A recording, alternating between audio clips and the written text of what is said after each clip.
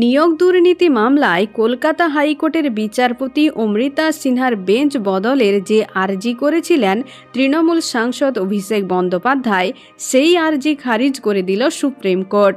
শীর্ষ আদালতের স্পষ্ট বক্তব্য, এ বিষয়ে কোনো অভিযোগ থাকলে কলকাতা হাইকোর্টের ডিভিশন বেঞ্চের দ্বারস্থ হতে হবে। প্রসঙ্গত, কেন্দ্রীয় তদন্তকারী সংস্থা কোন পথে তদন্ত করবে সে বিষয়ে বিচারপতি হস্তক্ষেপ এবং পর্যবেক্ষণের বিভিন্ন অংশ তুলে ধরে শীর্ষ আদালতের দ্বারস্থ হয়েছিলেন অভিষেক বন্দ্যোপাধ্যায়। অভিষেক বন্দ্যোপাধ্যায়ের পিটিশনের মূলত দুটি গুরুত্বপূর্ণ দিক ছিল। প্রথমত, যেভাবে তদন্ত হচ্ছে, ইডির তদন্তে বিচারপতি হস্তক্ষেপ করছেন।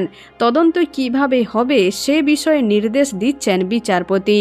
দ্বিতীয়ত, শুনানি পর্বে যেভাবে রিপোর্টিং হচ্ছে তাতে মিসলিড করা হচ্ছে। যে আবেদন তারা যুক্তি হিসাবে এদিন মামলাকারীর আইনজীবী আদালতে সওয়াল করেন, হাইকোর্টের বিচারপতি তার পর্যবেক্ষণে বলেন, যে পরিমাণ নথি জমা পড়েছে তা থেকে স্পষ্ট অভিষেক বন্দ্যোপাধ্যায়ের সম্পত্তির পরিমাণ কতটা।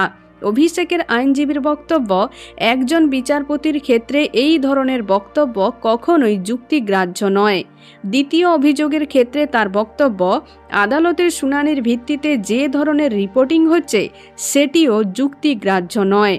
কিন্তু শীর্ষ আদালত এই আবেদন একেবারে গ্রাহ্য করেনি। বিচারপতি সঞ্জীব খান্না এবং বিচারপতি SVN ভাটির বেঞ্চ এই আবেদনের ভিত্তিতে কার্যত শুনানি করতে চায়নি। তাঁদের স্পষ্ট বক্তব্য, যদি কোনো আবেদন বা অভিযোগ থাকে তা যেন তারা হাইকোর্টের ডিভিশন বেঞ্চের দ্বারস্থ হয়ে বলেন। এক্ষেত্রে তাদের গতি প্রকৃতির সংক্রান্ত কোনো বিষয়ই শীর্ষ আদালত হস্তক্ষেপ করবে না বলে স্পষ্ট করে দেয়। তো বন্ধুরা, এখন এই পর্যন্ত। আবারও দেখা হচ্ছে রাজনীতির পরবর্তী আপডেট নিয়ে। ধন্যবাদ।